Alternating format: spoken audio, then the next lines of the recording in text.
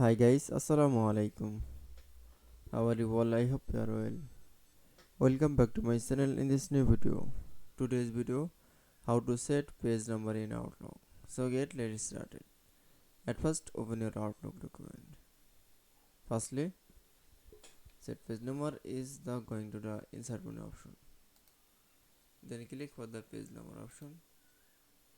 Then click for include page count. Then click for on off on.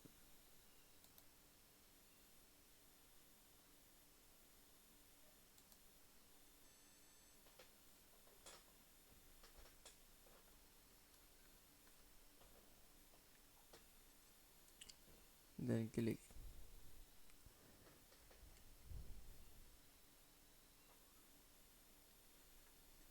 Then click for is the then show the page number 1, page number 2, page number 3. I hope to enjoy the video. Please like, comment, share and subscribe my channel. Thanks for watching my video.